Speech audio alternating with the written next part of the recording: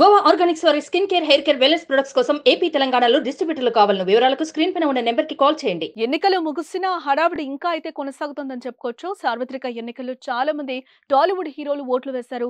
హైదరాబాద్ లో ఎన్టీఆర్, అల్లు అర్జున్ ఉదయాన్నే ఓటు వేశారు. చిరంజీవి, రామ్ చరణ్ సతీ సమేతంగా వచ్చి ఓట్లు వేశారు. ఇటు మహేష్ బాబు ఫ్యామిలీతో వచ్చి తన బాధ్యతను పూర్తి చేశారు. జీవిత రాజశేఖర్లు ఓటు హక్కును వినియోగించుకున్నారు. కానీ బాహుబలి ప్రభాస్ మాత్రం కనిపించలేదు.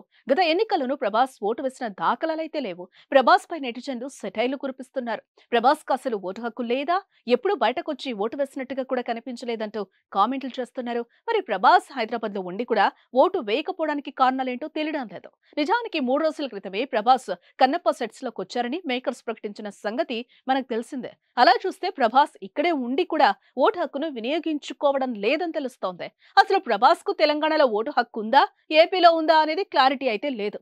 వరల్డ్ వైడ్ ఫ్యాన్స్ ఉన్న ప్రభాస్ కు తెలుగు రాష్ట్రాల్లో కూడా ఓటు హక్కు లేదా అని చెవులు కోరుకుంటున్నారు. ప్రభాస్ ఓటు వేస్తే చూడాలనుకుంటున్న ఫ్యాన్స్ నారాజవుతున్నారు.